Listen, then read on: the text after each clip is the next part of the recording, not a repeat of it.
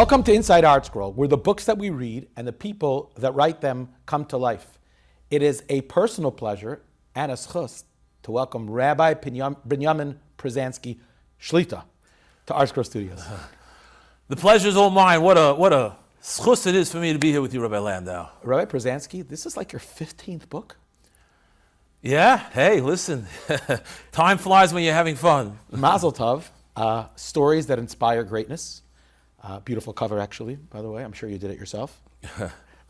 Thank you, Rabbi Eli Krohn and everybody else. He's unbelievable.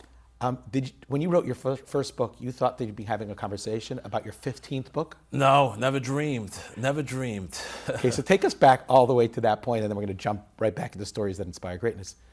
Why did you write your first book? What happened? Okay. Well, you know, I always wanted to inspire on some level. Actually, my first attempt at writing a book, I was writing a Mussar Sefer. And I thought maybe that would inspire people. And I actually sent it in to ArtScroll. In English? It was in English? It was in English. And they told me, they don't want to hear Mussar. I said, what do they want to hear? They want stories. So I said, hey, stories. And it got me thinking, you know, there are stories out there that could inspire even better sometimes than a Mussar Sefer. Of course. Because it brings the lessons to life. Sure. And that's really what got me started. I started searching for stories. And with Siyata D'Shmaya, little by little, we started uncovering the godless, the greatness of every Yid. Sometimes great Yidden, sometimes average Yidden who are really great. That's beautiful. At what point did you realize you had enough stories to write your first book? It was a process, but once you have a goal in mind and you know you want to do it, nothing gets in the way. Ein davar oimid b'fnei haratzon. So I had a ratzon to put out a book. I started collecting the stories, and like I said, there was Siyata D'Shmaya, and then I started practicing the stories at the Shabbos table and friends. And before you knew it, we realized we're getting there. We're getting there. You have something. We have something here, and let's go for it. Let's go for the gold. And Baruch Hashem, it turned into my first book. It was called Stories for the Jewish Heart, and then evolved after that. Once I was in the book industry of writing stories, people started to tell me their stories, and little by little, it just began. Let's jump ahead to this book, Stories That Inspire Greatness. What's different about this book than your previous 14? That's a great question. I know. On this book, I was looking for something specific. Other books, every book has its theme. And in this book, I try to bring out what the title's about, greatness. Can we bring out the greatness of people? And really, it's something that spoke to me because I feel in our dar, we're all looking for something. We're looking at the stars, we're looking at the Gedolim, we're looking at different things that are going to try to inspire us. And really, what we're seeking is greatness. And how do I get there? And I tried to put it into print, stories that would inspire you to recognize your own greatness. What is greatness? Greatness in Hebrew is godless, is greatness. I think greatness is, it's that inner feeling when someone is feeling a little lost and he doesn't know, can I do it? Or maybe I can't. And he starts to say, oh no, I can't. And then there's an inner spark. It's his neshama calling out to him, telling him, you could do it. Come on, I know you have it in you. You have the godless, and that's what we have in neshama. A neshama is a heilig neshama Hashem gives us, and we thank Hashem every day. Hashem you gave me a neshama. Thank you, Hashem, for giving me life. Now, what are you going to do every day? And I believe Hashem is sort of rooting for us every day when you get up. He gave you a neshama, and now He woke you up, He gave you life. What are you going to do with your life? And it's as if Hashem is a baskol saying, go for it. I believe in you. I know you could do it. Bring out your greatness today in so many different ways. When I say a great person, what's the first person that comes into your mind? Besides your wife. A great person comes to mind, a Gadol Hador, like a Rav Moshe Feinstein. Mm-hmm. A Gadol who you look up to. That's someone who, we all look up to our Gedolim. But then there are Gedolim in our lives as well. You look up to your father, your mother, your Rebbe. I'll look at my Rebbe and gain inspiration from my Rebbe. That's a great person. I know you had a particular relationship with Rav David Kviat, right? Yes. That's greatness. That was greatness. Where did you get a shaykhus to him? How did that happen? So this is, part of what really made me who I am. And actually I write about it in the book. I spent summers in camp. There was a camp called Camp Manovu. It's no longer around, but a fellow author, Rabbi Yechiel Spiro, was the head counselor of Camp Manovu. And perhaps that's where I got my training in stories, because he's an amazing storyteller. Beautiful. And in that camp, the Rosh Yeshiva of the camp was Rav David Kviat. And I used to watch him in silence as he would, quietly be this great gadol sitting there, learning Torah, under a tree, undisturbed, just writing. And later in life, he was actually typing, because his handwriting got a little shaky, so he started to type. He learned how to type when he was almost 80 years old, because he realized, I can't put out my Torah because people can't read my writing. So someone told him, if you learn how to type, then you could put out more svarim. And he ended up putting out 10 more svarim from his typing abilities. And that's where I gained a... That's greatness. Yeah, that's greatness. He pushed himself. Yeah. Against all odds. Because you know how he typed? Like this. 1, 2, very slow, but diligent, and hours. And I would ask him questions.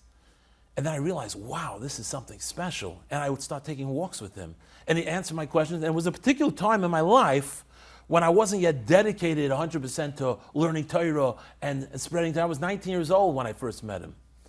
And really that took me on trajectory of learning Torah, of seeking my own godless and learning Torah and becoming as great as I can be. Do people come over to you and share stories of greatness? They come over all the time, sometimes in unexpected ways. Someone will meet me in the coffee room in a shul and say, I know you like stories. I have a story to share. And they'll tell me a story. And sometimes, it will fall flat because I don't feel like it might be inspiring to you, but will everyone feel like this is a story that's going to change my life? And what I like to do is, when I hear a story, I love every story I hear, and I thank the person for sharing the story with me. But when it comes to actually putting out a book, although I maybe only published or wrote up 95 stories in this particular book, but there are 100 stories that I heard, and I didn't put in a lot of those stories because I put in the stories that I felt would make an impact. It's really interesting. You live in Westgate? Yes, I do. I was there for a Kiddush recently, and it's a nice Kiddush, and I'm walking out, and like a 13-year-old kid comes over to me and he says, you like stories, right? I said, of course. This guy share a story with you? I said, of course. And he shared me, I'm not going to say the story here, you have to buy my third book of Mitzvah. He shared me a story that was off the charts. There you go.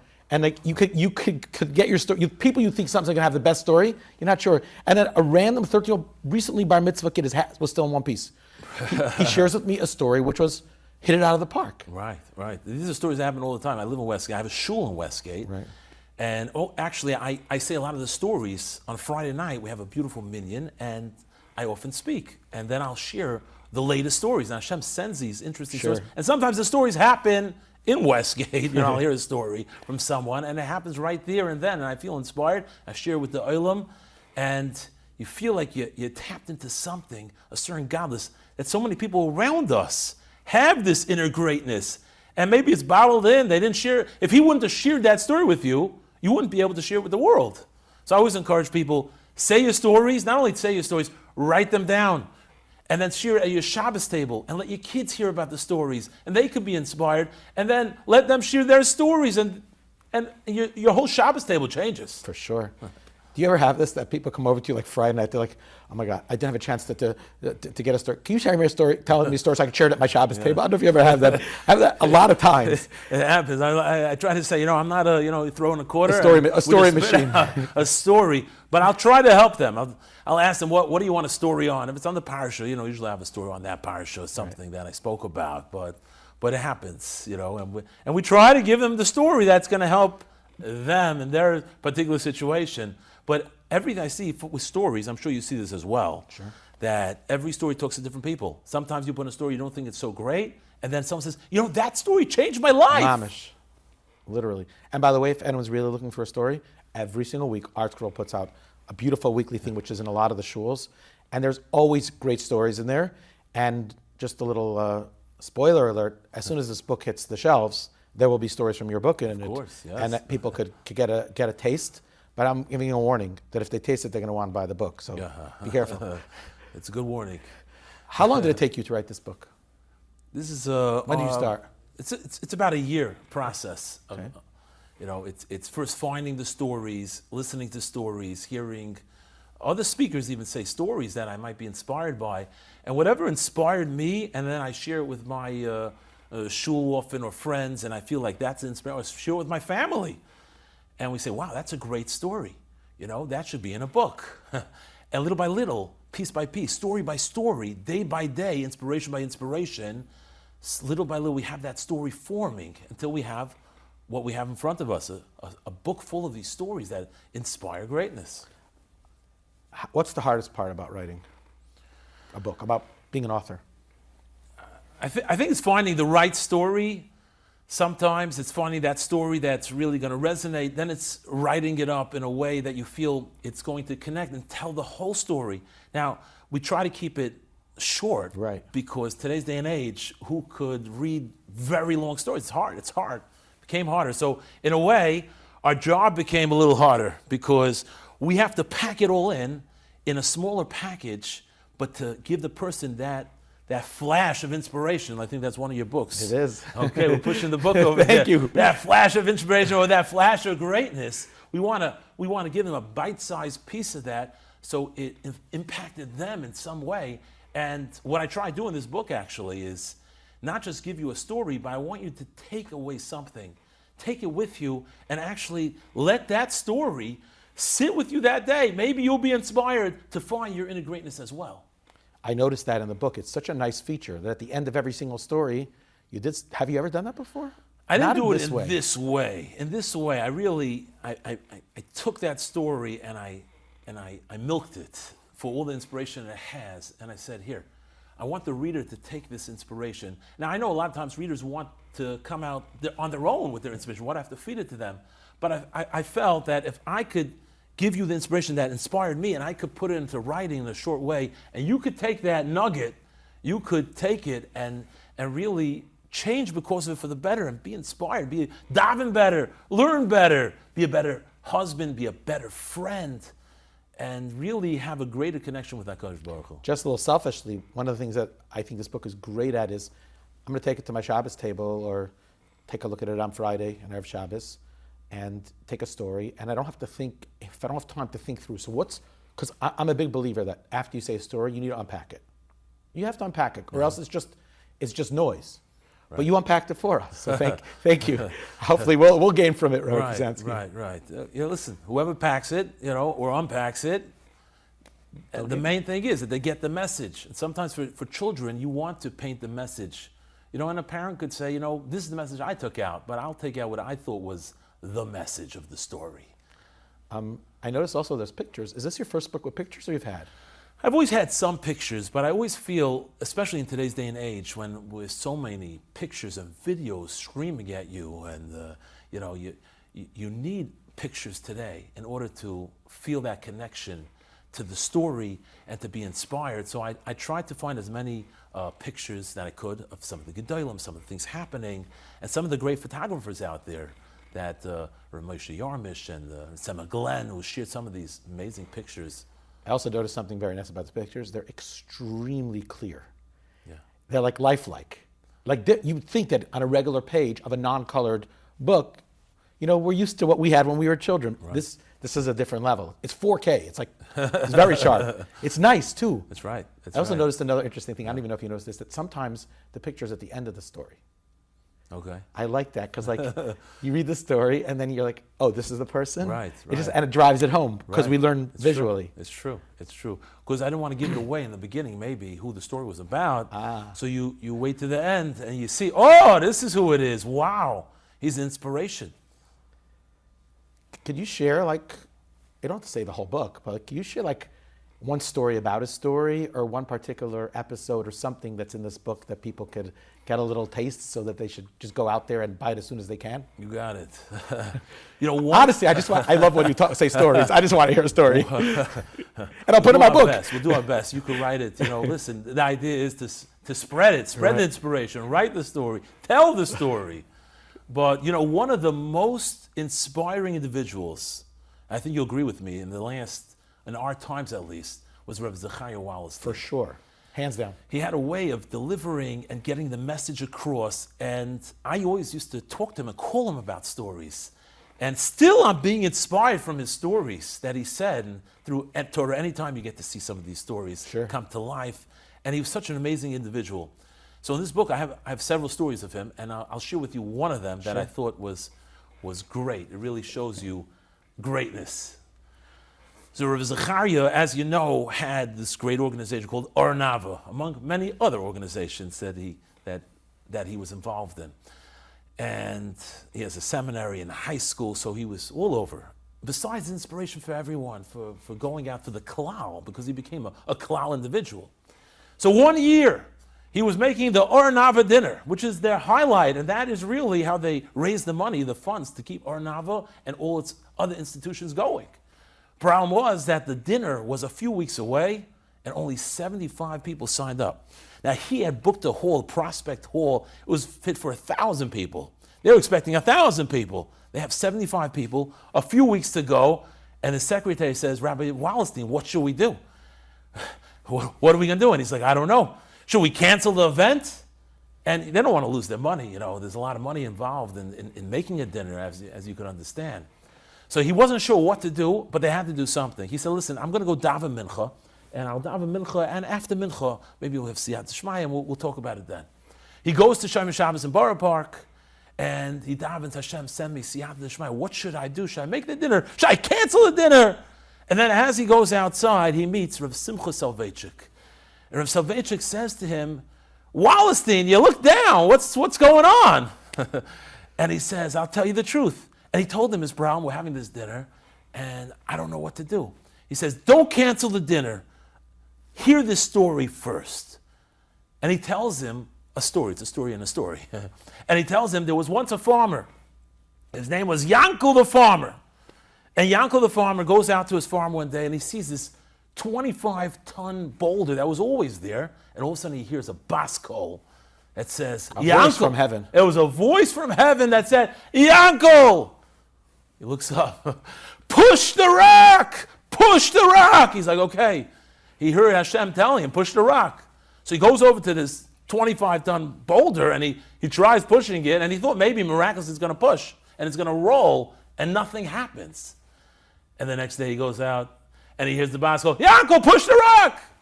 And then again, he's trying to push the rock, and nothing, day after day. This goes on for several months. And one day he goes out there, and the Yetzer Hara is there. And the Yetzer Hara says, Yankel, who are you kidding? You know you can't push this rock. It's not happening. You're our morning entertainment. We watch you every day from heaven, seeing you try to do this. And you know it's not going to happen. Just forget it. And he's a little distressed. He's down. Next day he comes out, and he hears the bas kol one more time. Yankel, push the rock! And he's like, Hashem, you know I can't push the rock. It's not going to happen. Yankel, the bas kol, comes out and says, your job is to push the rock. My job is to move the rock. Yankel, you keep pushing because you're the best rock pusher there is. And that's what Yankel did every day. One day he's walking into town and he hears a cry. And they say, oh no, save my husband. My husband fell under a wagon. His wheel went out and he's stuck. We need 10 men to pick up the wagon to save him. Yankel says, 1 second. He runs in there, he lifts him up, because now he has the strength of 10 men. Because every day he was pushing that rock. He developed his struggle muscle, and he was able to pick him up only because he was the greatest rock pusher. Said Rav Soloveitchik to Rabbi Wallerstein, your job is to make the dinner. Your job is to keep pushing. And Hashem's job is to make it a success and bring you the money that you need. And Rabbi Wallerstein took that lesson. He told his secretary, we're making the dinner. And it was the most successful dinner that he ever had. Over 900 people attended.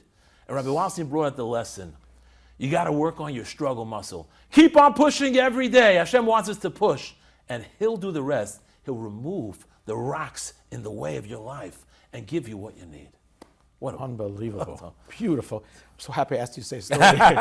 What a story. Now the Landau family has something to share at Friday Night sure. Tefillah. That's right. Problem is that I think we have your book maybe, or we're getting it. So, also Tati wants to say the story is not the kids. What's next? What's next is we have to keep coming up with ways to inspire our youth. You know, we have to find ways, and whether it's through speeches or speaking or writing, I think that's our goal. That's our goal. That's your goal. That's my goal. We here to inspire the next generation. And now more than ever, it's up to us writers to put out content, the stories through the written content, or whether it's through videos, to try to keep our next generation inspired on what the real goal is. And that's Kavod Shemayim. That's becoming a Ben Torah closer to Hashem, working on their emunah, their bitachon. And so, Be'ez Hashem, I plan on keeping going strong, keep on putting out more books, and doing whatever it takes to inspire that greatness. Did you ever think of maybe writing a book that's specific for the youth? I'm not talking about a children's book. A book like for teenagers, Bachrim, girls. Yeah, I actually did. And it sort of inspired this work because I wanted to put out something that would inspire the teenage boys and teenage girls. But it needs its own focus, I think, and it's actually harder than writing a storybook. But I think it's a great idea. I mean, let's work on it. Let's collaborate. go. Okay, that's what's next. I think it's a great idea. Pruzansky and Landau. How does that sound? I don't know if it'll fit on the cover, to have so many names on. But yes, the more the merrier. But the bottom line is, that's what we have to do. I think it's up to us to do our best to try to inspire, and that's why we see these events happening in Klal Yisrael, Adiri Torah event, thousands of people going into a stadium. Tens of thousands. Tens of thousands. And you know what I noticed when I was there, you were there as well? Sure. So many children. It was so beautiful. So beautiful, little children, and they're dancing, v'shafti, and they're singing songs, Torah Hashem Tamima. And that's all that they're looking up to the Gedolim, and the Gedolim were calling out to them, you're our next generation. You're the next Adiri Torah. I think that was their message over there. I think that's our message as authors. We are looking to inspire the next generation, and we'll do whatever it takes. And with the help of ArtScroll, of course. And the Rabbeinu Shalom. And the Rabbeinu Shalom, making it happen. He's the one who pushes the rock. He's the one who moves the rock. Right. He's the one who makes it happen. The Siyab Shmaya, that if we give it our all and we try our best, and that's really the message of this book, you try your best, and Hashem will do the rest. Rabbi Pruzansky, it was so geschmack to talk to you. Very refreshing. The book is beautiful. I highly encourage everyone to go out there and buy it. And you should continue to inspire the next dar, one person at a time, and experience the joy, the simcha that it brings. And that is the greatest joy. The greatest joy in life is when you can inspire yourself to become as great as you can be. Thank you so much for your time. Shkach.